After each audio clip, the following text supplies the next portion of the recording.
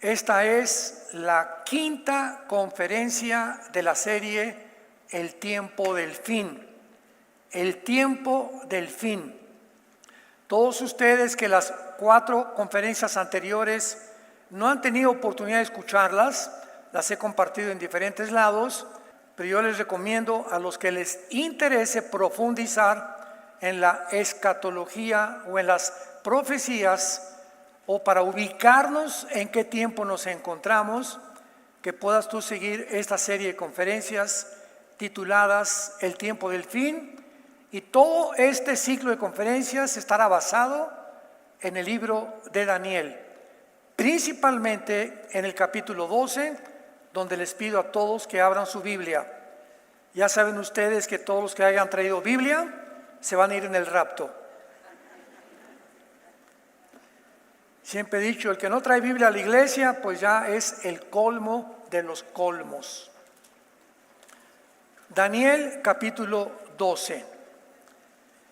El capítulo 12 de Daniel es un capítulo donde ya no nos deja duda alguna de que el libro de Daniel está relacionado con los últimos tiempos de Israel, que son diferentes a los últimos tiempos de la iglesia. ¿Sabían eso? La iglesia tiene un final, tiene que tener un final, e Israel tiene otro final, porque tanto Israel como la iglesia son 2 entidades completamente diferentes. La iglesia va a terminar con el arrebatamiento. Cuando millones de personas desaparezcan del mundo, en ese momento la iglesia, el cuerpo de Cristo, los que hemos sido bautizados por el Espíritu Santo en el momento de la conversión, por el Espíritu Santo en el cuerpo de Cristo, los que hemos sido unidos al cuerpo de Cristo, esa es la iglesia. Y comenzó desde Pentecostés hasta el arrebatamiento. Antes de Pentecostés, por ejemplo, los 4 evangelios de Cristo no es el Nuevo Testamento, como desgraciadamente tú abres una Biblia y en Mateo, la página anterior, dice el Nuevo Testamento, y supuestamente da a entender o aparenta entender que el Nuevo Testamento comienza con Mateo.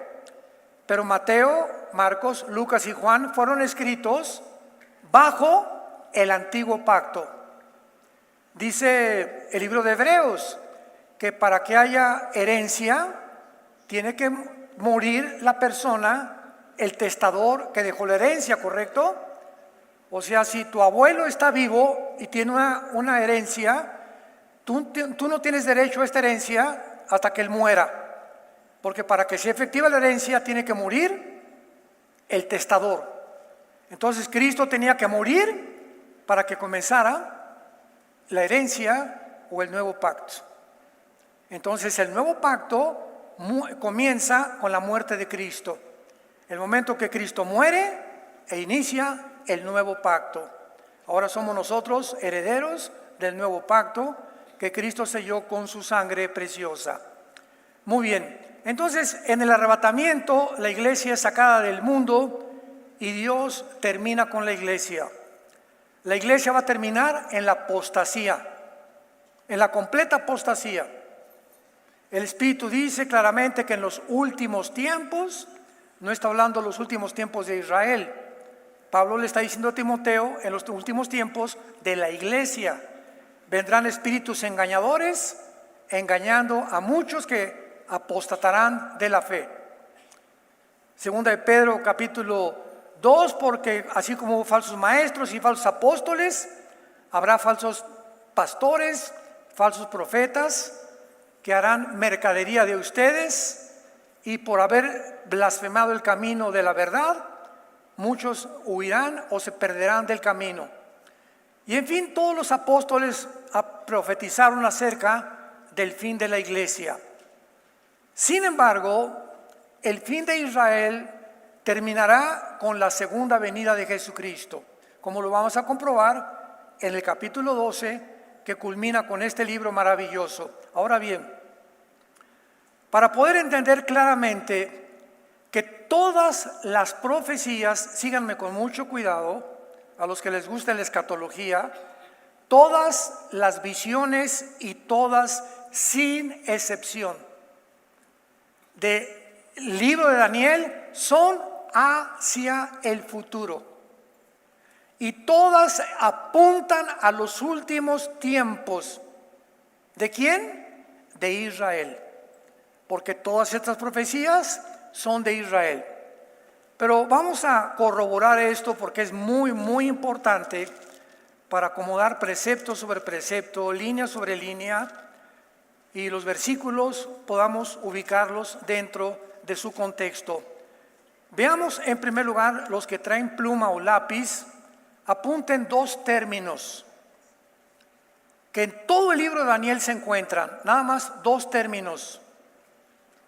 Uno se los digo en el hebreo y se los traduzco después. Es Ketz et, Q de queso, U, E de Enrique, T de tío, S de Samuel. Ketz. Y aparte, E de Enrique, T de tío, H. Ketz, etz. En el hebreo significa el tiempo del fin o los últimos tiempos. Y la otra frase o el otro término es Acharit Yom, como suena A-C-H, A-R de Raúl y T de tío, Acharit, y luego aparte Y o M de mamá, Yom, Acharit Yom. Y siempre se traduce los postreros días. Son los dos términos que en todo el libro de Daniel se enuncian, se escriben y todos se refieren a la última parte de cómo terminará Israel, que culmina diciéndonos el capítulo 12. Pero vamos a ver rápidamente estos términos. Daniel 2, versículo 28. Número 1, Daniel 2, 28. Aquí está Daniel interpretando el sueño a Nabucodonosor. Pero hay un Dios en los cielos, el cual revela los misterios, y él ha hecho saber al rey Nabucodonosor lo que ha de acontecer cuando Acharit Yom, que se tradujo en los postreros tiempos.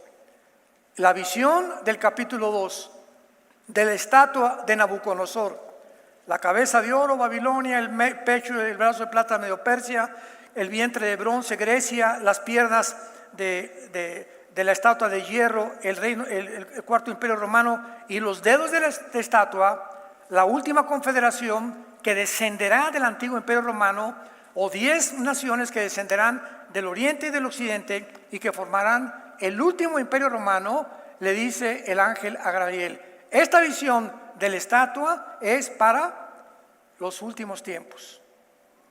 En otras palabras, cuando Jesucristo regrese, las naciones que formarán parte del anticristo serán Babilonia, que era la cabeza de la estatua, que es Irak; Medo-Persia, que es Irán; Grecia, que representa el bronce, y el antiguo imperio romano, que representa las dos piernas, o territorios que pertenecieron al imperio romano y al imperio griego principalmente. De esas naciones se extraerá, provendrán las 10 naciones finales representadas por los dedos que formarán la última forma de gobierno mundial. Daniel, esta visión de la estatua, donde una piedra golpea los dedos de la estatua, así termina la visión, y se desmenuzan todos estos imperios. Así dice Daniel, capítulo 2, versículo 44, Daniel 12, 2, 44, y en los días de estos reyes, ¿qué reyes? Los 10 dedos de la estatua representan 10 reyes. ¿Está claro hasta acá? Y en los días de estos reyes, el reino un reino que no será jamás destruido, ni será dejado otro pueblo, desmenuzará y consumirá a todos estos reinos, pero permanecerá para siempre. De la manera que viste que del monte fue cortada una piedra, la piedra significa la venida de Cristo, la segunda venida de Cristo, no con mano, la cual desmenuzó el hierro, el bronce, el barro y la plata. El gran Dios ha mostrado al rey lo que ha de acontecer a Charit Yom en lo porvenir. Entonces ya nos ubicamos y comenzamos a entender la Biblia proféticamente. Desde hace 2600 años hasta la segunda venida de Cristo o hasta el siglo XXI, no se ha vuelto a formar una confederación, un G10. No se han formado 10 naciones, 5 al oriente y 5 al occidente, que se formen una confederación política y que de una de ellas, como dice Daniel 7, surja el cuerno pequeño que es el anticristo. Veamos ahora el capítulo 8, versículo 17 de Daniel, desde luego. Daniel 8, versículo 17 al 19. Aquí Daniel tiene un ángel y le comienza a describir de qué nación va a surgir el anticristo. Y le dice el capítulo 8, versículo 17, vino luego cerca de donde yo estaba, y con su venida me asombré y me postré sobre mi rostro. Pero él, o sea el ángel, le dijo a Daniel, entiende, hijo de hombre, porque la visión es para el tiempo del fin. Ketz et. O sea, todo lo que dice en el capítulo 8, Daniel, es para el tiempo del fin. Mientras yo hablaba, él hablaba conmigo, caí dormido. En tierra sobre mi rostro, él me tocó y me hizo estar en pie. Y le volvió a decir el ángel, he aquí yo te enseñaré lo que ha de venir al fin de la ira. Acharit Saam, Z-A-A-M, al fin de la ira. ¿De la ira de quién? Del pueblo judío. Todo está hablando, todo esto es el pueblo judío. Aquí la iglesia no tiene parte absolutamente en las profecías de Daniel. Todas son para el final del Estado de Israel, que comenzó a ser oprimido por Egipto, Asiria, Babilonia, Medo-Persia, Grecia, Roma, y en estos últimos 2 años en el exilio, en la diáspora. Regresan en el 48 los judíos ante la expectación del mundo y todos voltean. Dios no ha acabado con los judíos, ahí están en su tierra. La resurrección nacional de los judíos después de casi 2000 años de ser enviados a todas las naciones, regresan con el mismo idioma, con la misma cultura, con las mismas tradiciones, con las mismas costumbres. En 2000 años el mundo no los pudo absorber. Este milagro de sobrevivencia de Israel desde tiempos inmemoriales es la evidencia más grande que Dios existe. Para eso Dios escogió a Israel como una señal de los tiempos que vivimos, que Israel es el termómetro de las profecías finales de la Biblia. Veamos ahora el versículo 19, Daniel 8, 17, el 19. Te enseñaré lo que ha de venir al fin de la ira, Acharit Saam, porque eso es otra vez para el tiempo del fin. ¿Se van dando cuenta? Veamos ahora el capítulo 10, que todas son para el tiempo de ¿cuándo? Del fin, los últimos tiempos, no de la iglesia, para el final de los tiempos de la nación de Israel. Hay 3 capítulos en Romanos, capítulo 9, 10 y 11 de Romanos, que nos enseñan que Dios no ha terminado con Israel, que el pacto abrámico es incondicional y que el pacto abrámico no lo ha acabado de cumplir Israel. Israel todavía no tiene la tierra, Israel ha regresado parcialmente en incredulidad, pero la promesa de Dios es que cuando regrese en la semana 70 de Daniel, Daniel 9, 24 al 27, Israel se va a convertir e Israel entrará al milenio junto con la iglesia a participar del reino mesiánico prometido a Abraham, Isaac, Jacob, Judá, David, Salomón, los profetas, Jesucristo y los apóstoles. Toda la Biblia se habla de un reino literal, visible, aquí en este mundo donde Cristo va a venir a reinar con nosotros.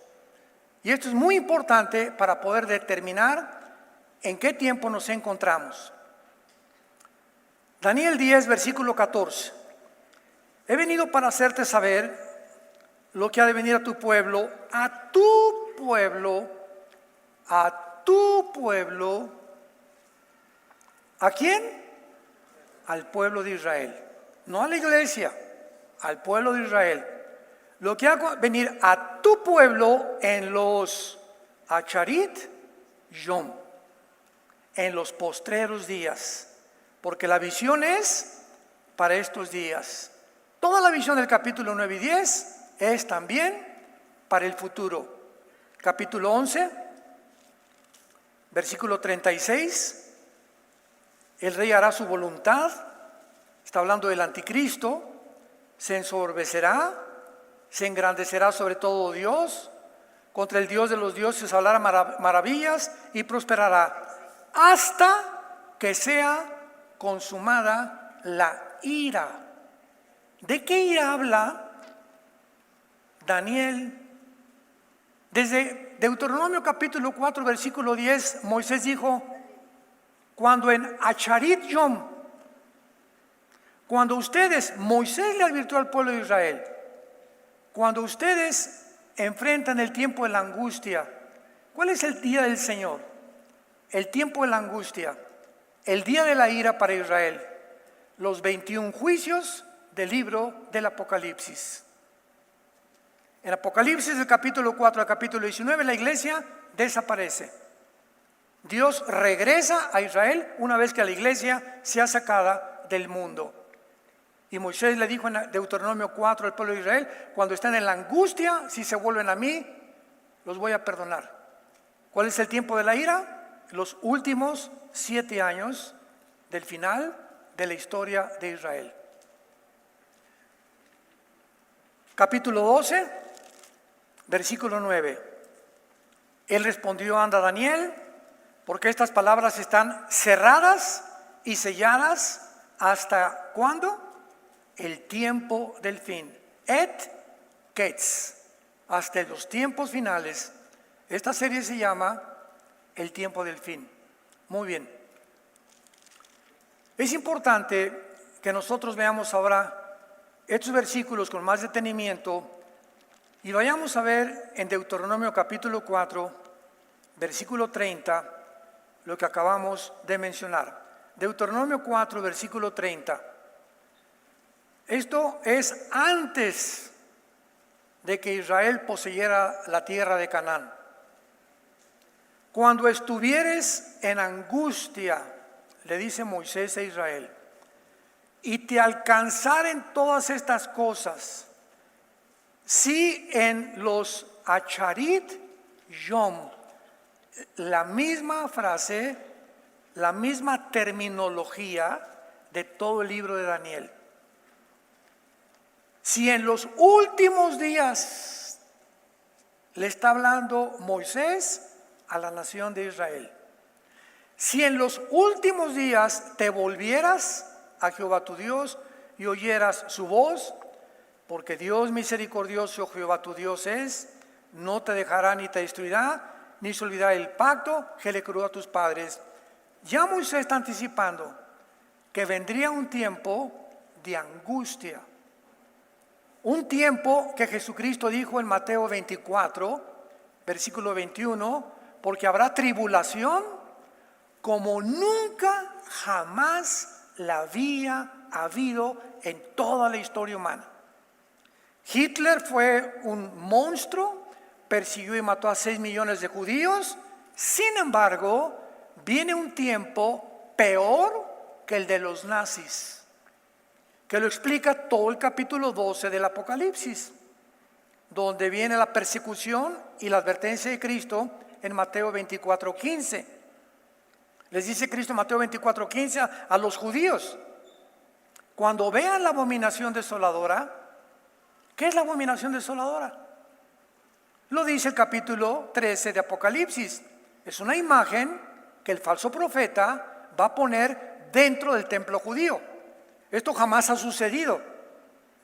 El templo fue violado por los romanos en el año 70 después de Cristo, y desde el año 70 hasta el 48 los judíos todavía no tienen templo. Y si se menciona que va a haber un templo donde el anticristo va a entrar a colocar una imagen que va a blasfemar y a profanar la religión judía, pues tiene que haber una reconstrucción del tercer templo, como lo dice Apocalipsis 11 del 1 al 2. Como lo dice 2 de Tesalonicenses capítulo 2 el apóstol Pablo a la iglesia de Tesalónica. Entonces todo esto lo armamos y nos damos cuenta claramente de que está hablando de los tiempos del anticristo. Y cuando Jesús dice: cuando vean la abominación desoladora, cuando vean que el anticristo entra al templo y coloca la abominación desoladora. ¿Cuál es la abominación desoladora? Capítulo 13 Apocalipsis. Es una imagen que el falso profeta, que no ha nacido, va a colocar en el templo, que tal vez sea algo de inteligencia artificial o un demonio que le dé vida a una estatua, y que en ese momento los judíos lo sepan como una señal: huyan a los montes, escápense, porque habrá tribulación como jamás la había habido en la historia. Y sabemos que este tiempo de tribulación y esta ira contra Israel todavía en la historia no ha llegado. Muy bien. Entonces vemos claramente ahora en Jeremías capítulo 30, Jeremías 30, versículo 7, todos estos términos que mencionan el tiempo final para la nación de Israel, no para la iglesia. La iglesia tiene un final, Israel tiene otro final, completamente diferente. Dice Jeremías 30, versículo 7. ¡Ah, cuán grande es aquel día! Tanto que no hay otro, no habrá nunca un día como este. Tiempo de angustia para Jacob. Jacob representa, que es el padre de las 12 tribus de Israel, a la nación de Israel. Pero de ella será librado. Vemos pues claramente de qué forma se menciona otra vez un tiempo de angustia para Jacob como jamás lo había habido. Y veamos ahora el capítulo 12 de Daniel, que es donde estamos centrando todo esto, para poder entender este tiempo final de angustia espantoso, terrible para la nación de Israel, que culminará con los juicios de los 7 sellos, las 7 trompetas y las 7 copas, donde finalmente Apocalipsis 19, bajaremos con Cristo después de las bodas del Cordero, dice Apocalipsis 19, en el cielo. Todavía no se ha celebrado esto. Muchos dicen que ya se acabó el Apocalipsis, que las profecías ya se han cumplido, que estamos viviendo en el milenio, etcétera, etcétera, etcétera. Digo, nunca jamás he entendido de dónde sacan tantas barbaridades. El capítulo 19 de Apocalipsis dice que las bodas del Cordero las celebramos en el cielo y que bajamos con Cristo en el capítulo 19, con Él a establecer su reino milenial, junto con los judíos que sobrevivan a la Tercera Guerra Mundial. El capítulo 11 de Daniel, que es la antesala del capítulo 12, para ubicarnos dentro de un contexto, versículo 40 al 45, Daniel 11, habla y menciona de las últimas guerras del anticristo, cosa que jamás ha sucedido, como lo vamos a ver. Daniel 11, 40 al 45. una vez que nos ubiquemos en la antesala del capítulo 12, vamos a entender el capítulo 12, versículo 1, poniendo precepto sobre precepto, línea sobre línea.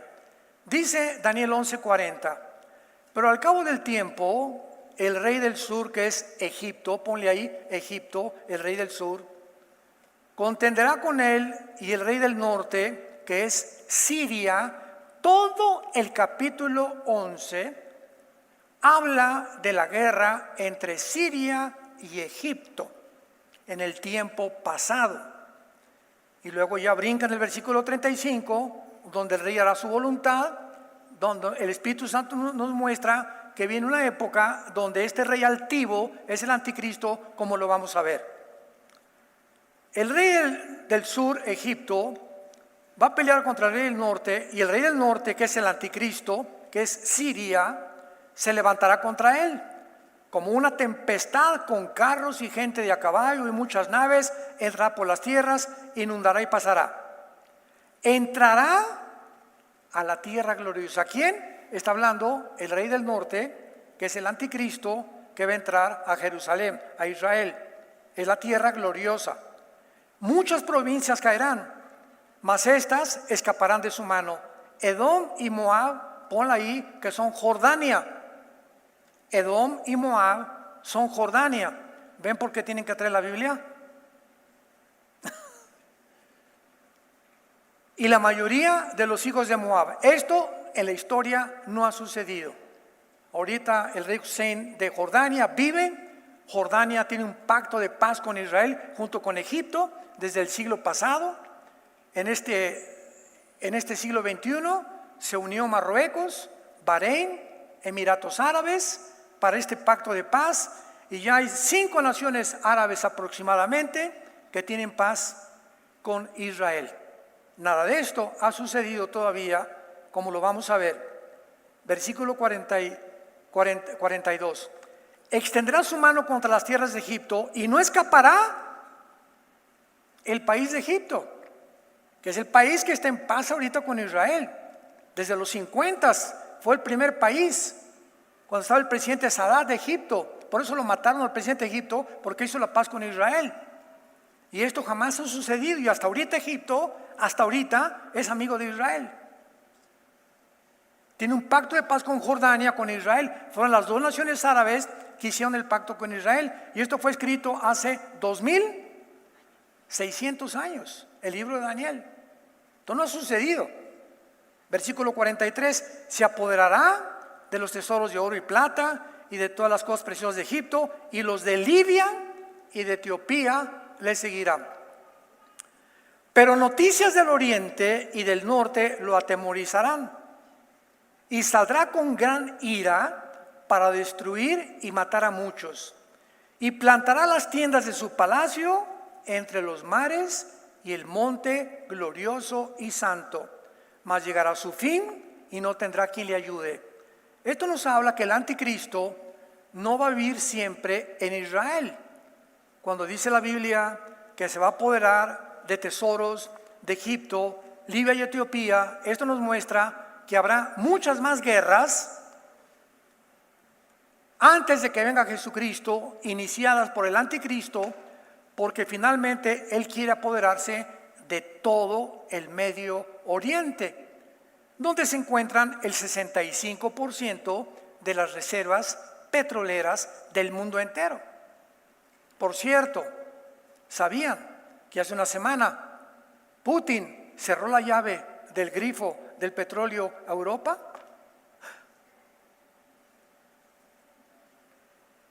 Europa se está quedando sin petróleo, ya le cerró la llave Putin. ¿Y qué va a hacer en Europa sin el petróleo? ¡Qué cosa más increíble! Hace 2600 años se profetiza en el capítulo 2 que 5 naciones del oriente, de la división de Roma, y 5 del occidente se van a unir para formar el G10, que representan los 10 dedos de la estatua de Nabucodonosor y los 10 cuernos del capítulo 7 y 17 de Apocalipsis. Y para que se unan 5 naciones del oriente y 5 de Europa o del occidente, ¿qué se necesita? Virgen de la Macarena. Que Europa cayera en el punto en que se encuentra económicamente, donde ahorita árabes, auxilio. Y ahora van a acudir Europa al Medio Oriente para poder tener el petróleo que Putin le cerró. Y los va a inducir a que próximamente se haga un pacto entre 5 naciones del Medio Oriente y 5 de Europa para que Europa pueda sobrevivir. Porque Europa no sobrevive sin el petróleo. Tenemos la palabra profética más segura, a la cual haríamos todos en estar atentos como una antorcha que alumbra. En la confusión que hay en el mundo política, psicológica, filosófica, económica, etcétera, etcétera, aquí hay una luz que nos dice perfectamente bien hacia dónde se dirige el mundo, cómo va a acabar Israel, cómo va a acabar la iglesia, cómo podemos nosotros tener paz en medio de todo esto, porque si todas las profecías antes se han cumplido al pie de la letra, literalmente, no espiritualmente ni alegóricamente, se han cumplido literalmente, como las profecías de la primera de Cristo, todas se cumplieron literalmente al pie del cañón, al pie de la letra. Un hombre nos ha dado, habrá principado sobre su hombro, despreciado y desechado entre los hombres, morirá por nosotros, por él morirá por nuestros pecados. Todo fue cumplido literalmente. Pero hay una tendencia en el mundo moderno de espiritualizar la Biblia y de hacer todo alegorías. Y cuando dejamos la interpretación literal, cuando el sentido común no nos permite hacerlo esto, caemos en errores gravísimos para explicar las profecías de la palabra de Dios. El anticristo, antes de llegar a Jerusalén, va a habitar en Irak. Síganme con cuidado.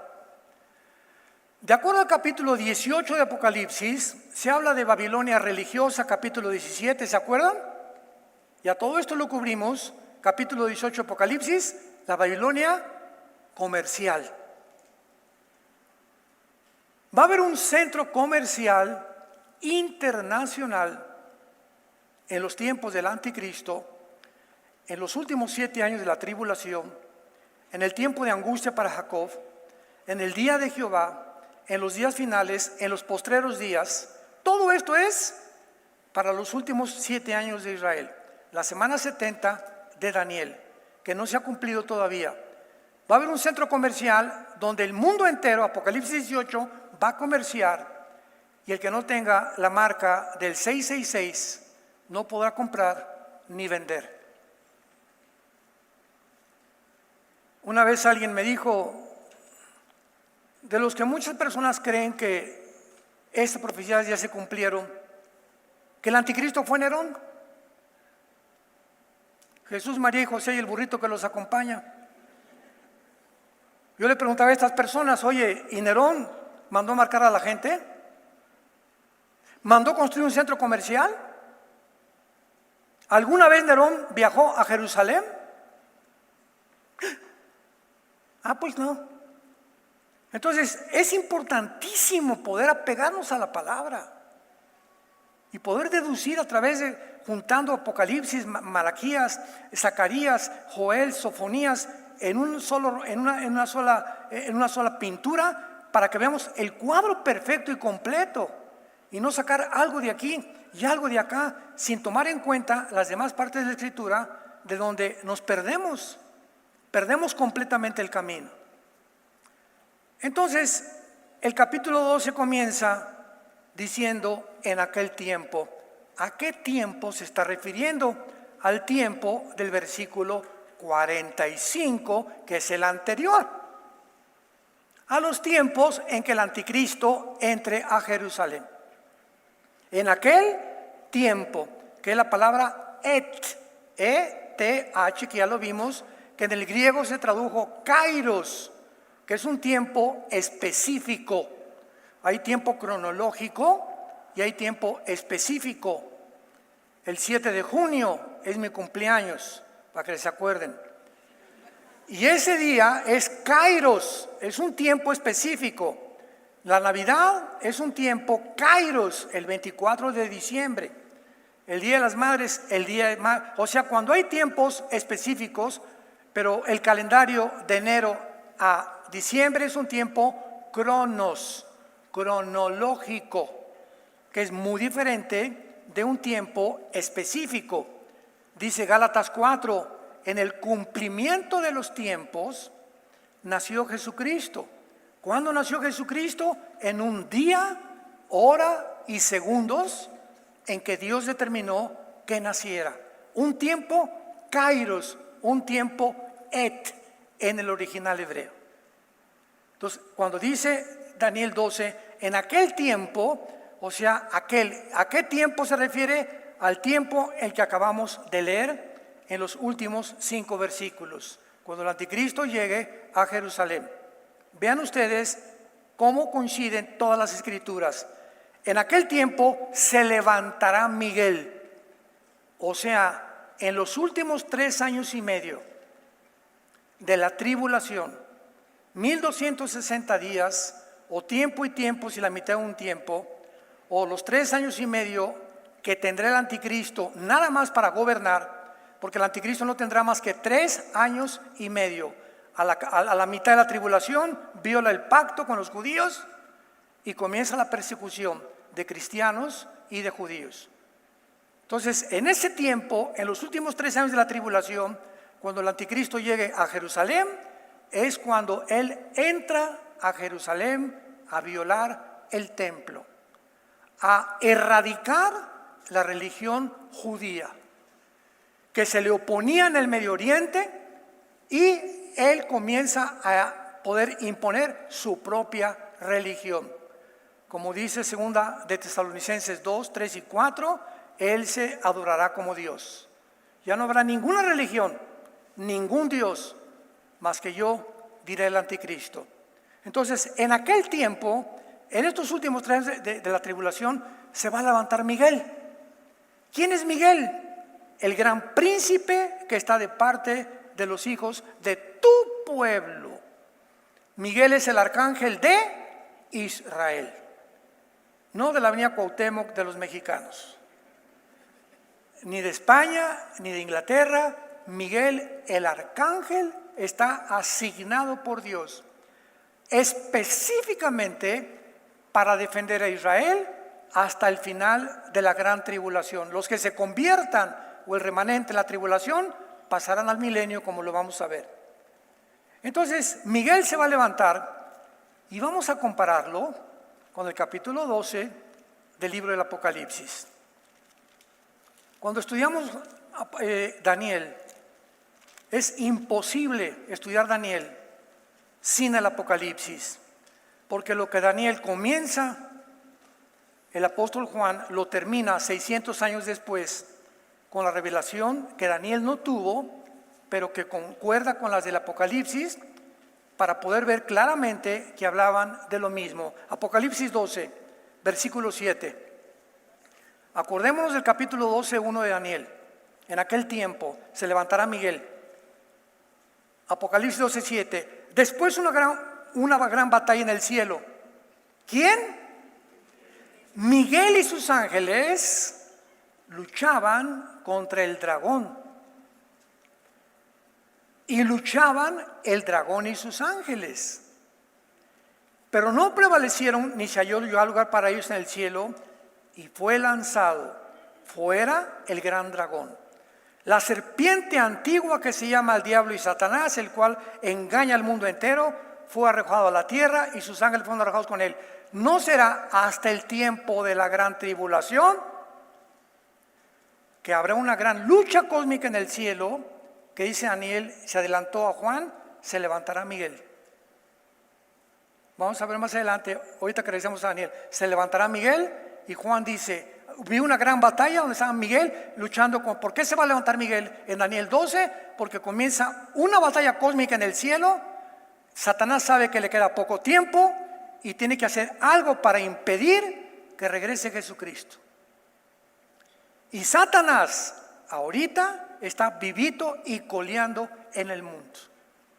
Hay otra enseñanza que dice que ya fue echado al abismo, que Satanás ya está atado. Porque entonces Pablo a los efesios les dice: pónganse la armadura de Dios para que resistan los dardos del maligno. Si ya está atado Satanás, porque Pablo nos hace esa advertencia. Porque en 1 Pedro capítulo 5 el apóstol Pedro dice: y el diablo como león rugiente anda buscando a quien devorar. Si ya está atado, Pedro y Pablo se equivocaron. Oye Pedro, espérame tantito, ¿que no está atado Satanás? No, lo dice claramente, hasta que venga esta batalla en el cielo. Y entonces dice Apocalipsis 12, versículo 10: entonces oí una gran voz en el cielo, o sea, cuando Satanás sea arrojado a la tierra: ahora ha venido la salvación, el poder y el reino de nuestro Dios y la autoridad de su Cristo, porque ha sido lanzado fuera el acusador de nuestros hermanos. ¿Cómo comienza 1 Juan capítulo 1? Si alguno ha pecado, abogado tenemos para con Dios a Jesucristo el justo. ¿Por qué necesitamos un abogado? Porque ahorita en el tiempo de la iglesia Satanás anda suelto y nos sigue acusando. Mira, señor, Carlitos violó a su novia o se robó tal parte, y aquí está Cristo intercediendo como abogado. Es un tribunal en el cielo, y en ese momento ve Dios que Carlitos no ha pedido perdón y Cristo se cruza las manos, y en ese momento Carlitos queda en manos de los demonios, porque el que encubre sus pecados no prosperará. El momento que tú tienes un pecado y lo confiesas, 1 Juan, abogado tenemos para con el Padre, porque el acusador nos sigue acusando. Hasta el tiempo de la tribulación el acusador será lanzado del cielo. ¿Por qué? Porque la iglesia ya no está en el mundo. O sea, todo tiene sentido, ¿verdad? ¿Cómo estará atado Satanás? Él nos sigue acusando todavía. Siendo la primera carta de Juan, ¿para qué le escribió? Que necesitamos un abogado, porque tenemos a alguien que nos sigue acusando. La palabra diablo significa acusador. Apúntalo. La palabra Satanás significa enemigo. Viene de Satán, del hebreo. ¿Cuál es el nombre del diablo? Lucifer. El diablo y Satanás son títulos. Licenciado Juan de la Barrera. Licenciado es el título. ¿Cuál es su nombre? Juan. Su apellido, de la Barrera.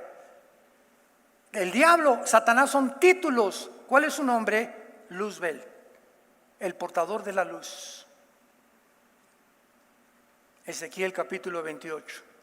Ahora la voz dice: ha venido el reino y la autoridad, porque los acusaba de día y noche. Versículo 11: y ellos le han vencido por la sangre del Cordero y de la palabra del testimonio, y menospreciaron sus vidas hasta la muerte. ¿De quién está hablando? De todos los que van a morir como mártires durante el tiempo de la tribulación, que aparecen en el quinto sello, Apocalipsis 6, y vi a las almas de los santos que habían muerto como mártires y le clamaban a Dios: ¿hasta cuándo, Dios, venga nuestra sangre? Y se les dieron vestidos y se les dijo que se esperaran a que murieran los demás hermanos como ellos, los que iban a morir en la tribulación. Que aquí es cuando dice la Biblia: Satanás viene a acabar con los cristianos, a acabar con los judíos, pero le hemos vencido hasta la muerte. Y dice el versículo 12: por lo cual alégrense cielos y los que moran en ellos. ¿Se imaginan los ángeles? Es tiempo de hacer fiesta, pues ven nomás la matazón allá abajo. ¿Cómo se les manda que se alegren a los cielos? Pero ven nomás la matazón que está haciendo ahí Satanás en la gran tribulación a través del anticristo, del falso profeta, de los demonios y los principados satánicos que están en el mundo. Alégrense, cielos, y ay de los moradores de la tierra, porque el diablo ha descendido a vosotros con gran ira, sabiendo que tiene poco tiempo. El diablo todavía no ha descendido, todavía no ha sido echado del cielo, sigue vivito y coleando a nuestro alrededor, y será al tiempo de la tribulación, cuando sea arrojado, después de que el arcángel Miguel, se levantó Miguel, Daniel 12, en tiempo de angustia como nunca lo ha habido, porque será el tiempo en el que vendrá el final de la vida del anticristo y el final del pueblo judío de Dios. Terminamos rápidamente con Daniel capítulo 12, para que ya no queden dudas. En aquel tiempo, el tiempo de la gran tribulación. Apocalipsis 12 que acabamos de leer. Se va a levantar Miguel, ¿por qué? Porque es el príncipe que está de parte de los pueblos, del pueblo de Dios, que son los judíos. Y será, ¿cuándo se levantará Miguel? Cuando sea el tiempo de angustia de Jacob. Cuando sea el tiempo en que Dios juzgará a Israel. Cuando sea el tiempo en el que le quedan 3 años y medio a Satanás para actuar sobre los moradores de la tierra. Será un tiempo de angustia cual nunca. ¿Qué es nunca? Y si es del futuro, es algo en el futuro que cuando el tiempo de la tribulación vean toda la historia, nunca desde Adán y Eva ha habido tal persecución, ni tal derramamiento de sangre, ni tales juicios como los 21 juicios del Apocalipsis de la gran tribulación. Esto no ha sucedido, nunca lo ha habido. Y ya se le dijo a Daniel, todo esto es para el futuro. ¿Cómo es posible que nos atrevamos a decir que esto ya ha sucedido? Pero en aquel tiempo será libertado tu pueblo. Los judíos no han sido libertados. En este tiempo, la gran tribulación, el pueblo judío será libertado, los que se conviertan, los que se hallen escritos en el libro.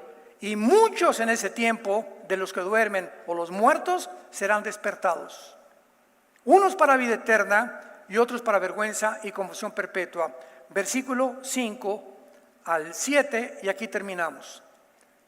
Daniel está, Dios mío santo, como están muchos de ustedes ahorita, para acá, para allá y para acá.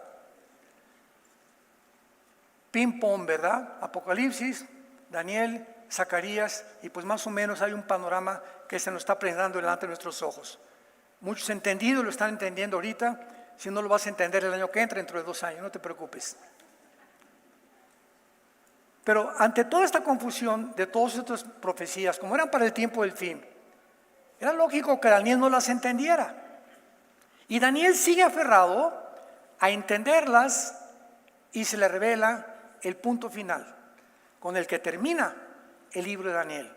Versículo 5, capítulo 2. Y yo, Daniel, miré, he aquí otros 2 que estaban en pie, el uno a este lado del río y el otro al lado del río. Y dijo uno al varón vestido de lino que estaba sobre las aguas del río, vean la pregunta de Daniel, ¿cuándo será el Quetz, el fin de estas maravillas? Vean a Daniel, aquí está Daniel. Está en el río Tigris. A un lado de la orilla está un ángel, a otro lado de la orilla del río está otro ángel. Y en medio otro ángel parado sobre las aguas, venciendo la ley de la gravedad, como cuando Cristo caminó en el mar de Galilea. ¿Se acuerdan que caminó sobre el mar? Los ángeles pueden hacer también lo mismo.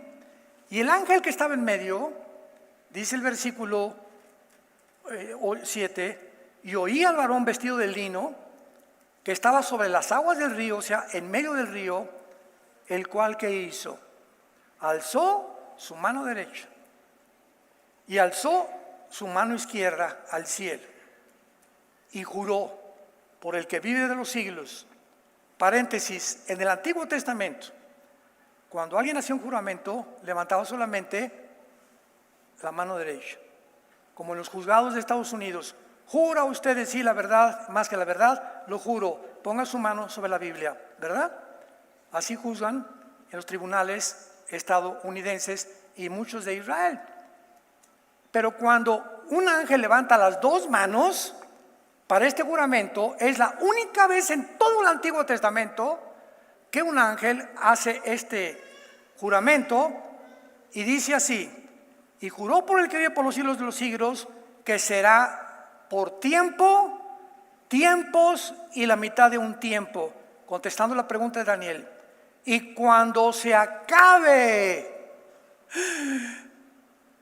cuando se termine la dispersión o la persecución del poder del pueblo santo. ¿Quién es el pueblo santo? Los judíos, por el amor de Dios. Todas estas profecías son para Israel. Cuando se termine la persecución de los judíos, todas estas cosas serán cumplidas. ¿Cuándo termina la persecución de los judíos? Hasta la segunda venida de Jesucristo. Cuando se juntan en el Armagedón, en el Valle del Megido, y vengan los ejércitos del Oriente, y en el Valle de Josafat, que estuvimos ahora en Israel, en el Valle del Megido, y quieran todos derrocar a Israel, vendrá Jesucristo con nosotros, matará al anticristo y establecerá su reino con nosotros en este mundo. Antes no se cumplirá el final de Israel. Israel todavía tiene un final, tiene cuentas con Dios, donde le van a responder a Dios en la tribulación. Muchos se van a convertir y muchos judíos se van a condenar también. Versículo 8, y dice Daniel: y yo oí, mas no entendí. Pues ni que fueras quién, Daniel. Y le volvió a decir Daniel ahora: ¿cuál? Ya no cuándo. La segunda pregunta de Daniel: ¿cuál será el fin de estas maravillas? Respondió: anda, Daniel. O sea, me imagino que, mira, tranquilo. ¿Por qué estas palabras, Daniel? Así dice una versión mexicana, ni Teofilito las va a entender. Estas palabras no las va a entender nadie. No te preocupes, tranquilo, porque están cerradas. Hasta el tiempo de Et Ketz, hasta el tiempo del fin, que es el tiempo que estamos viviendo tú y yo. Y cuando viene Apocalipsis, 600 años después de Daniel, el apóstol Juan le dice: Cristo, no selles las palabras del Apocalipsis. El libro de Daniel está sellado y el libro de Apocalipsis le dice no lo selles, porque la iglesia tiene que entender el Apocalipsis, porque quiero que sepan el final.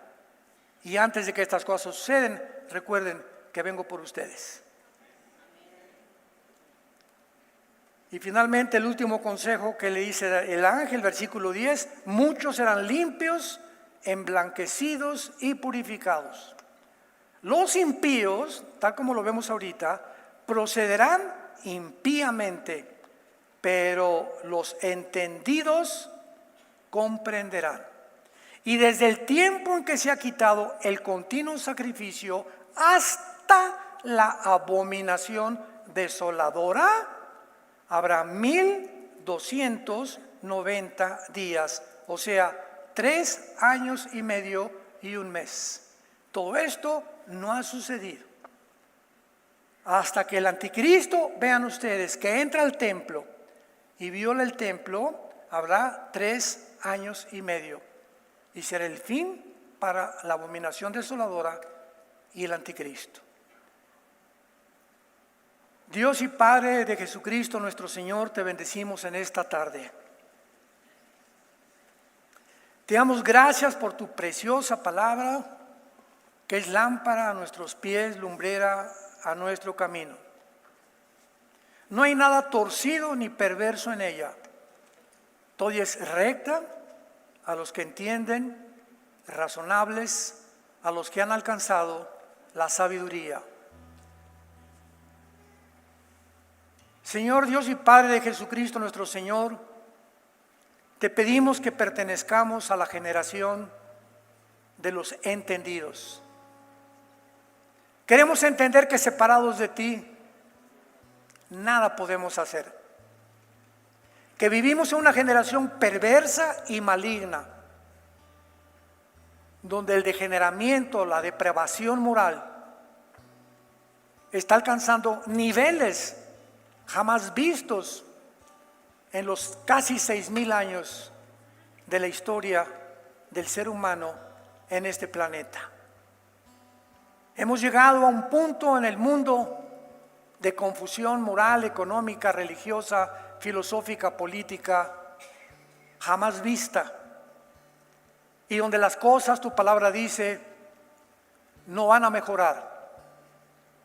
La iglesia y los fieles que siguen a Cristo serán sacados del mundo. Muchos que se dicen cristianos se quedarán y en la gran tribulación se arrepentirán y tendrán la oportunidad de volver a Dios, pero morirán como mártires por medio del anticristo. Oh Dios, sálvanos de esta perversa y maligna generación. Que seamos luminares en el mundo, luces, antorchas, que nunca tengamos vergüenza de predicar la verdad, todo el consejo de Dios, que seamos apóstoles de la verdad, que seamos fieles soldados de tu ejército, con la espada del Espíritu y el escudo de la fe, el yelmo de la salvación, los pies calzados con el Evangelio de la paz, y que podamos pelear la buena batalla de la fe hasta que tú vengas, y que seamos irreprensibles hasta tu segunda venida. Ustedes que nos ven por la televisión y que tienen el acceso a estas conferencias, y los que están aquí presentes, Dios te dice, en esta tarde tu hora ha llegado, tu hora de la decisión. Tú tienes que decidir hoy. ¿Por qué hoy? Porque cuando oigas su voz, no te endurezcas. Y Dios te habla a través de la Biblia diciéndote, arrepiéntete de tus pecados, arrepiéntete de tu vida y vuélvete a mí, dice el Señor, que te perdonaré a través de mi sangre derramada en la cruz. Mi resurrección te garantiza que la vida no es todo, que volveremos a vivir con Él y que Él viene con un galardón para recompensarnos según nuestras obras. Invita a Cristo a tu corazón y dile, perdona mis pecados, me arrepiento sinceramente de la forma en que estoy viviendo. Me vuelvo a ti, Señor, mi Dios, que fuiste crucificado, enterrado y resucitado los 3 días para que entres a mi vida como mi Señor y mi Salvador, en el nombre de Jesús. Amén.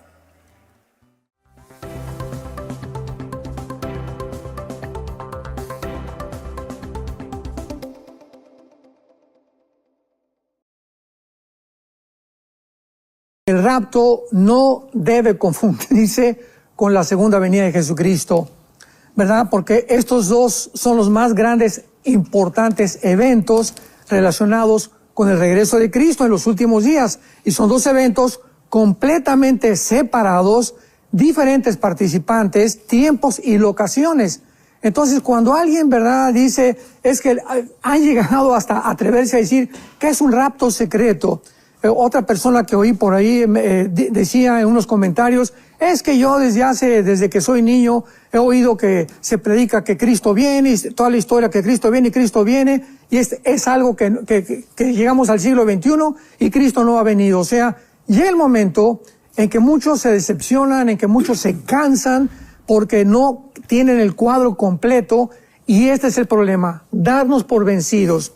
Entonces, ¿verdad?, no cabe duda que hay muchos argumentos y oposición a este maravilloso evento que la Biblia llama el arrebatamiento o el rapto de la iglesia. Repito, lo han criticado hasta decir que comenzó con un tal Darby hace 2 siglos o hace 1 siglo y que es un rapto secreto, y hasta se ríen y se burlan de ello.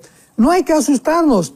Veamos nosotros, por ejemplo, lo que encontramos en la segunda carta de Pedro, que ya el apóstol nos lo prevenía y nos lo anunciaba. Dice en 2 de Pedro capítulo 3, versículo 3, sabiendo, tenemos que conocerlo, primero, que en los últimos tiempos vendrán burladores, andando según sus propias concupiscencias y diciendo, ¿dónde está la promesa del advenimiento o de la venida de Cristo? Porque desde el día en que los padres durmieron, todas las cosas permanecen así como desde el principio de la creación. Y estos ignoran voluntariamente, o sea, de una forma deliberada, no quieren buscar la verdad. Ya se conformaron, que los convencieron de que estos son mentiras y lo creen y lo siguen transmitiendo y lo siguen predicando. Y esto no es honesto delante de Dios. Vuelvo a repetir, yo oigo algo, mi responsabilidad es venir a las Escrituras, porque la Escritura se interpreta con las mismas Escrituras. Así que pues el rapto es uno de estos temas, ¿verdad?, tan controversiales, y es lógico. Porque si realmente estamos en los últimos tiempos, al diablo no le conviene de ninguna manera que se dé a conocer que Cristo ya viene pronto por nosotros. Él está tembloroso, está temblando, ¿verdad?, de miedo, de angustia, de saber que su tiempo es corto, porque él sabe que el tiempo se le acerca, y va a tratar de impedir igualmente con Israel de que se le acuse el antisemitismo, que crezca, que las profecías bíblicas ya no se cumplan, que no estudiemos la Biblia ni el Apocalipsis tampoco, porque ya todo se cumplió. Este es el ataque que tiene la Biblia, y nosotros, como dice Primera de Pedro, debemos de presentar defensa de la esperanza que hay en nuestros corazones. Vamos a comenzar a desmenuzar, porque es una imposibilidad, tanto de carácter escatológico como apologético también, o teológico, la posición de que el rapto y la segunda venida son el mismo evento, o peor todavía, que ni siquiera existe un arrebatamiento, o como le llaman, un rapto secreto de la iglesia. Vamos a poner en primer lugar la evidencia de la resurrección, como lo acabas de mencionar.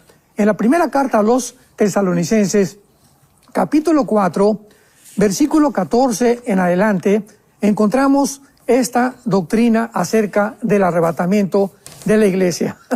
Así que para comenzar, sí existe la palabra arrebatamiento, y sí existe un evento que se va a dar a cabo, que lo explica claramente el apóstol Pablo. No lo podemos arrancar de la Biblia. Dice así, versículo 13, primera de Tesalonicenses 4, versículo 13.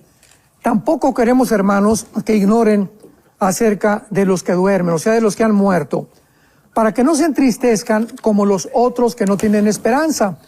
Porque si creemos que Jesús murió y resucitó, traerá Dios con Jesús a los que durmieron en Él. O sea, de este arrebatamiento, ¿de qué se trata?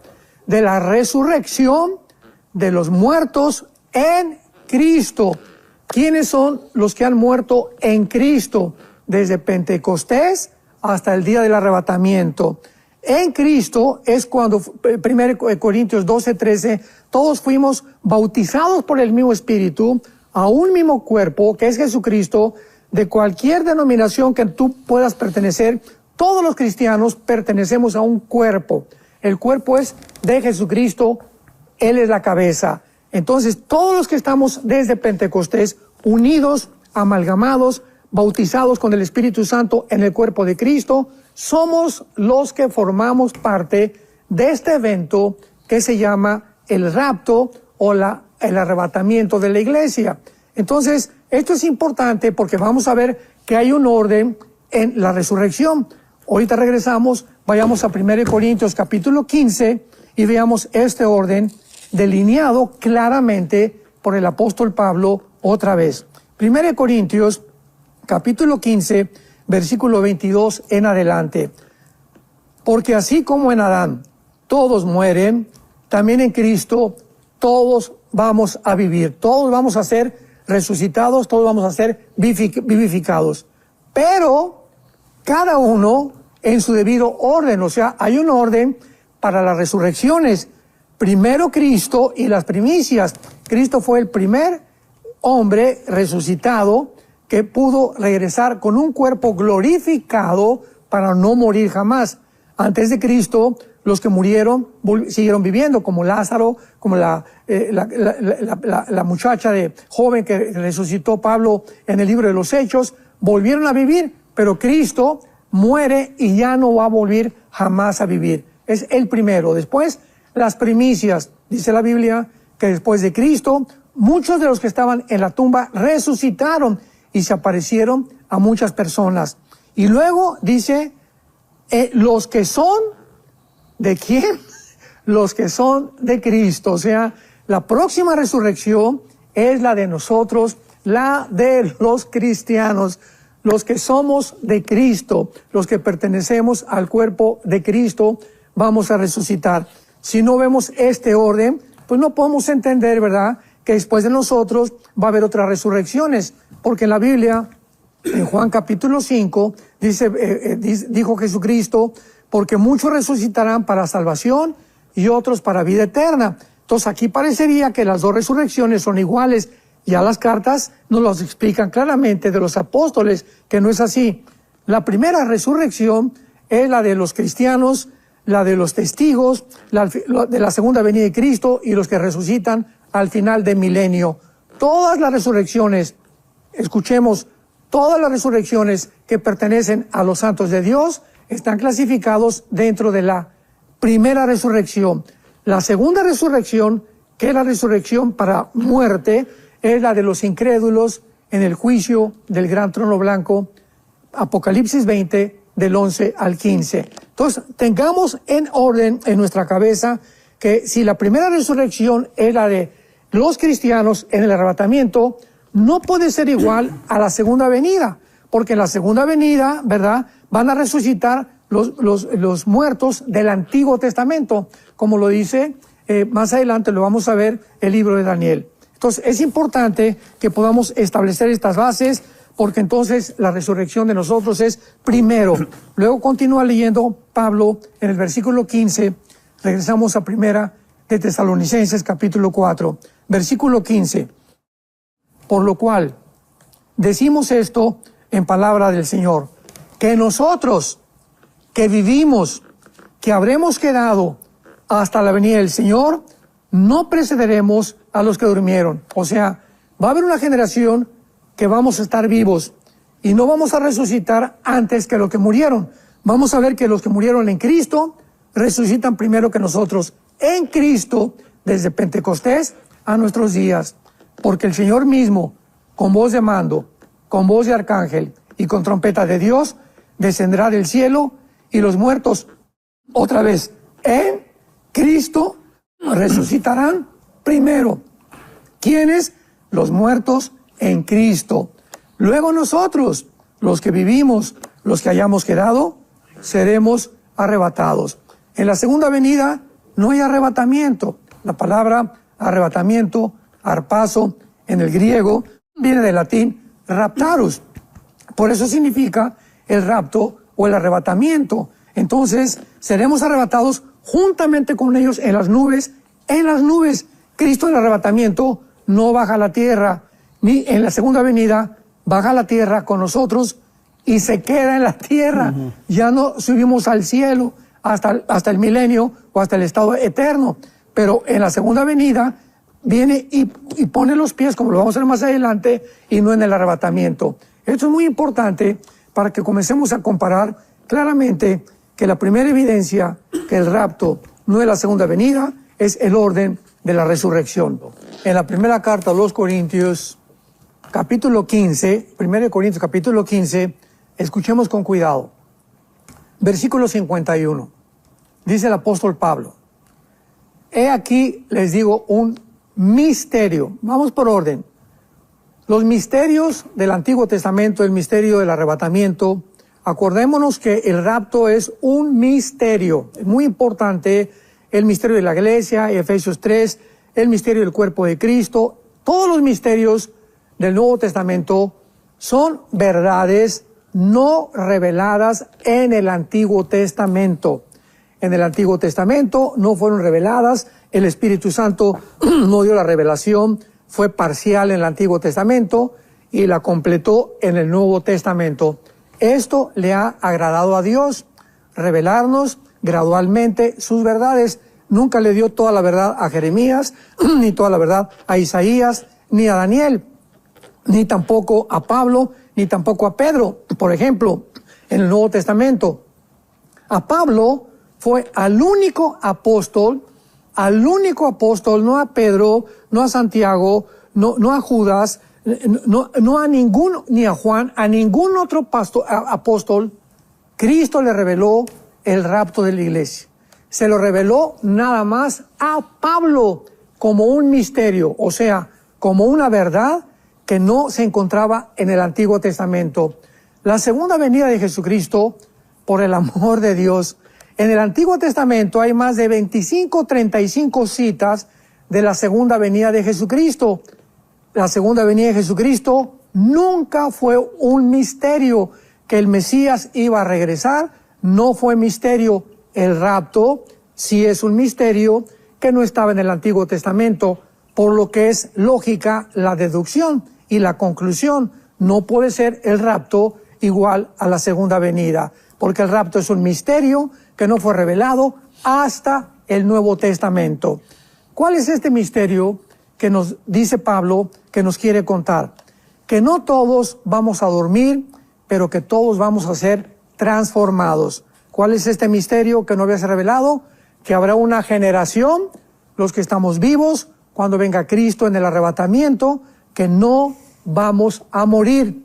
Vamos a ser transformados en un abrir y cerrar de ojos, dice, y a la final trompeta, porque se tocará la trompeta, y los muertos serán resucitados incorruptible, y nosotros, ¿qué cosa? Transformados inmediatamente.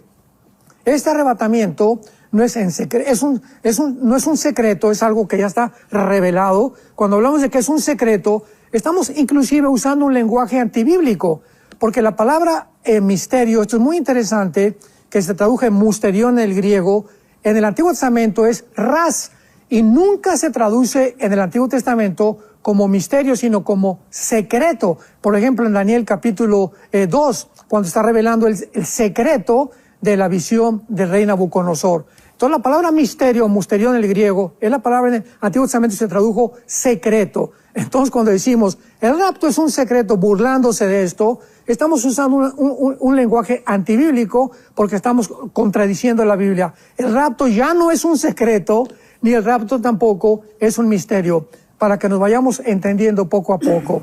Entonces, esto es importante porque también se menciona que cuando venga el arrebatamiento será tocada una trompeta, la última trompeta. Si hay la última trompeta, tiene que haber habido pues la novena, la octava, la séptima, la sexta, etcétera, etcétera. Y cuando hablamos que la séptima trompeta del Apocalipsis en ese tiempo va a ser el rapto, nos equivocamos. ¿Por qué? Porque, en primer lugar, en el libro de los Números, en el Antiguo Testamento, Dios le dio a Moisés y a Josué shofares y trompetas de plata. ¿Con qué propósito? Para que cuando pues estaban en el desierto y se juntaban todos, imaginémonos, haya casi 1,5 millones, casi 2 millones de tiendas por todos lados divididos y los iban a atacar, que no tenían WhatsApp, no tenían computadora, no tenían teléfonos, la única manera que tenían era a través del sonido de las trompetas dar voces de alarma. Entonces de esta manera se tocaba el shofar, cuando duraba muy largo y significaba, vénganse, júntense, recojan todos sus zapatos, las chanclas que tengan, porque nos van a atacar, nos vamos ya. Y la otra era para reunirlos alrededor del tabernáculo, la otra trompeta o el shofar, para poder comunicarles instrucciones de Dios a través de Moisés o de Josué. Entonces, cuando hablamos de la última trompeta, estamos hablando de las trompetas del Antiguo Testamento y de la forma como les llamaban. La séptima trompeta del Apocalipsis es para juicio, no es para llamar a su pueblo. Entonces, esta trompeta es para llamarnos a todos y solamente nosotros la vamos a oír, solamente los cristianos vamos a oír esa trompeta. Los demás no van a oír absolutamente nada. Entonces dice la Biblia que el Señor, ¿verdad?, con voz de mando y con voz de arcángel, tocará la trompeta y nosotros vamos a ser transformados en el arrebatamiento.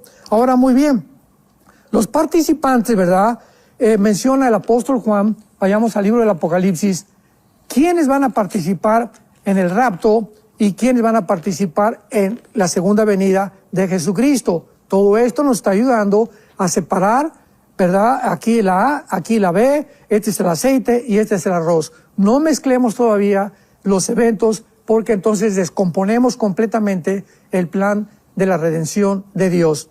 Dice en Apocalipsis capítulo 6, versículo del 9 en adelante, el quinto sello, Apocalipsis 6, versículo 9.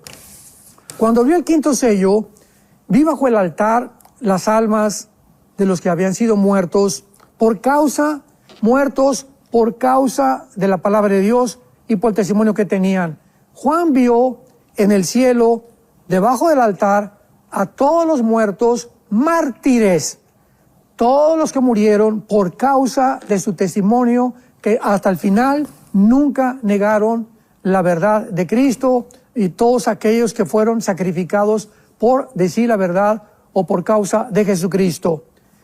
Estos muertos o estas almas en el cielo clamaban a voz, no perdieron las cuerdas vocales, tenían cuerdas vocales nuevas. Vemos que en el cielo podemos continuar transmitiendo el sonido, porque estaban hablándole a Dios y Dios los estaba escuchando, y ellos tampoco perdieron el oído porque también escuchaban a Dios. Qué interesante es esto, ¿verdad? Que no vamos a perder los sentidos en nuestro nuevo cuerpo resucitado o cuando estemos en el cielo. Y le pedían a Dios, ¿cuándo vas a juzgar a la sangre de los que moran en la tierra? Se les dieron vestiduras blancas y se les dijo, descansen un poco de tiempo. ¿Hasta cuándo? Hasta que se complete el número de sus consiervos y hermanos que van a ser muertos como ustedes. O sea, hasta que toda la tribulación pase y todos los muertos que va a sacrificar el anticristo, hasta entonces no van a poder juntarse todos los que van a resucitar al final de la resurrección, que es la segunda venida. Veamos esto en Apocalipsis capítulo 20, versículo 3 y 4. Apocalipsis 20, versículo 3 y 4, dice lo siguiente.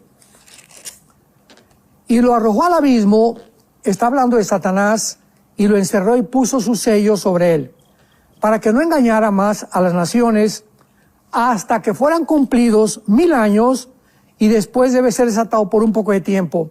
Aquí hay una verdad muy grande, ¿verdad? Que es, ahora sí, contra los hermanos amilianistas. Dicen que ya se cumplió todo esto y que Satanás está atado. Bueno, si es verdad esto, ¿por qué Efesios 6, Pablo manda que nos pongamos una armadura? Si el diablo está atado, pues ¿para qué nos tenemos que proteger de él? Porque en 1 Pedro capítulo 5 dice el apóstol Pedro, tengan cuidado porque el diablo anda como león rugiente buscando a quien devorar. Entonces todavía no está atado, por el amor de Dios. El diablo está vivito y coleando. Y dice más adelante, versículo 4, y vi tronos, y se sentaron sobre ellos los que recibieron la facultad de juzgar. Y vi las almas, acordémonos del cuarto sello, de los que están muertos y las almas en el cielo. Vi las almas de los decapitados por causa del testimonio de Jesús y por la palabra de Dios, quienes, los que no habían adorado a la bestia ni a su imagen, y que no recibieron la marca en sus frentes ni en sus manos, y vivieron y reinaron con Cristo 1000 años. Esto todavía no hay nadie que mate a una gran congregación de millones de personas.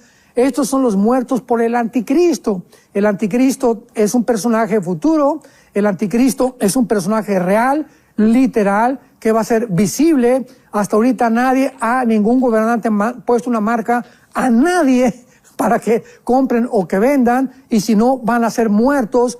Esto se cumple en el futuro, y en el futuro estos muertos que murieron durante la tribulación son los que van a resucitar después de nosotros del rapto. ¿Por qué? Dice el versículo 5, pero los otros muertos no volvieron a vivir hasta que se cumplieron 1000 años. Esta es la primera resurrección. Dichoso y santo el que tiene parte en la primera resurrección. La segunda muerte no tiene potestad sobre ellos, sino que serán sacerdotes de Dios y de Cristo y reinarán con él 1000 años. O sea, esto no puede ser alegórico, esto no puede ser metafórico, esto no se puede espiritualizar, por el amor de Dios. Vamos a reinar físicamente. En Efesios, en Apocalipsis 3, Cristo le promete a la iglesia, los que venzan van a reinar conmigo.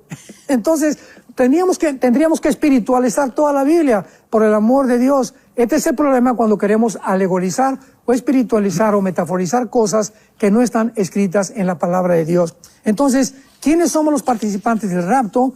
Aquellos que estamos en la primera resurrección, formando parte en el arrebatamiento, y nuestros hermanos que hayan muerto como Cristo, al final van a ser resucitados y van a formar parte también del milenio junto con nosotros en el reino mesiánico de Cristo. Ya hemos visto claramente, ¿verdad?, la imposibilidad porque es un misterio, la imposibilidad porque los participantes somos únicamente el cuerpo de Cristo. Veamos ahora el lugar, porque todo es importante, el tiempo, el lugar, los participantes, para poder enjuiciar a un acusado. En un tribunal tiene que haber el juez, que es el que dicta la sentencia, un jurado, un abogado que acusa, un abogado que defiende. Entonces así estamos, ¿verdad?, cuando estamos debatiendo, cuando estamos argumentando. Aquí están mis evidencias, y el jurado es la gente que escucha, desde luego. Así que cada quien va a tener su opinión de acuerdo a lo que lo escucha y la forma como tú lees la palabra de Dios. Dice Juan capítulo 14, leámoslo con mucho cuidado. Esta es la tercera evidencia de que el rapto no es igual a la segunda venida y que es 7 años antes de la segunda venida de Jesucristo.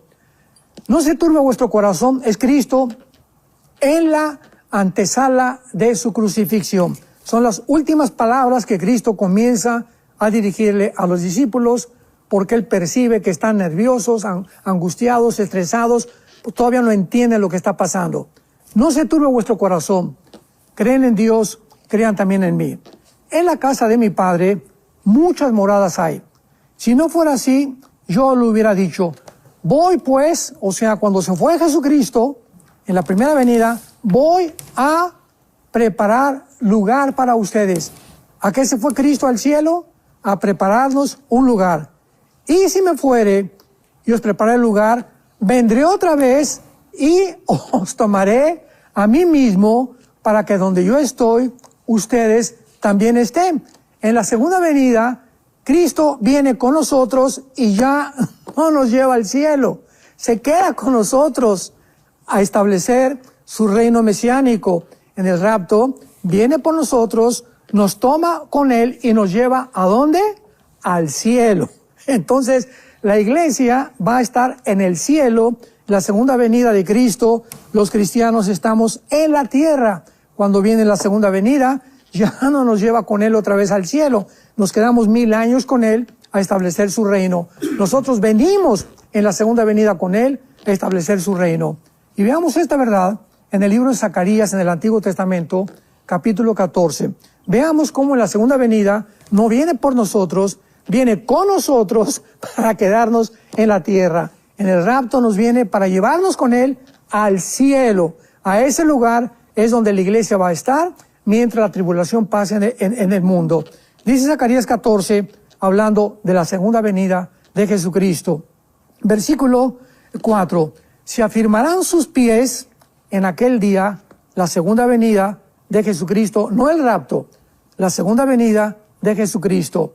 Se afirmarán sus pies, vendrá Jesucristo y se afirmarán sus pies en el monte de los olivos, en la segunda venida, que está enfrente de Jerusalén. El monte de los olivos se partirá por el medio, hacia el oriente y hacia el occidente, haciendo un valle muy grande, etcétera, etcétera. Versículo 6. Y acontecerá que en ese día no habrá luz clara ni oscura. El rapto es invisible. Aquí va a haber fenómenos cósmicos en la segunda venida. Y dice la Biblia en el versículo 5, y vendrá Jehová, mi Dios, y con Él, ¿quiénes? Todos los santos. Aquí no son los ángeles. Los santos se nos llama en el Antiguo Testamento, no a los ángeles. Viene con todos los ángeles. Y en Apocalipsis 19, versículo 11 al 15, y vendrá el verbo de Dios montado en un caballo blanco, y lo acompañarán en caballos blancos. ¿Quiénes? Nosotros, los que venimos con Él. Nunca se montan los ángeles en los caballos. El ejército que viene con Cristo somos nosotros, que venimos a ser coronados, a establecer reinos mesiánicos aquí en la tierra. Así que este lugar es muy importante como tercera evidencia de que el rapto no es igual a la segunda venida, ni tampoco el rapto es secreto, ni tampoco va a ser algo que no existe. Es más claro que el agua a la luz de las Escrituras. Viene Jesucristo por nosotros, vendré otra vez y os tomaré a mí mismo, para lambano en el griego, que significa os tomaré a mí mismo. En la segunda venida no viene y hace esto, viene con juicio, viene como el Rey de Reyes, viene a destruir al anticristo, al falso profeta, a encadenar al Satanás por 1000 años. En la segunda venida viene con nosotros a juzgar. En Juan 14 está diciendo, vendré por ustedes y os tomaré a mí mismo y me los voy a llevar ¿a dónde? A donde yo estoy. ¿Dónde está Jesús? En el cielo. Así que es muy claro, ¿verdad?, que el lugar de reunión para todos los santos será en el cielo inmediatamente después del arrebatamiento de la iglesia. Es muy interesante que en Juan 14 la palabra lugar es la palabra griega que significa topos. La palabra, ya viene la palabra topografía. Entonces, cuando dice Cristo, voy a preparar un lugar, y esto significa en el griego una residencia física. O sea, cuando viene Cristo, venimos a reinar 1000 años aquí en la tierra.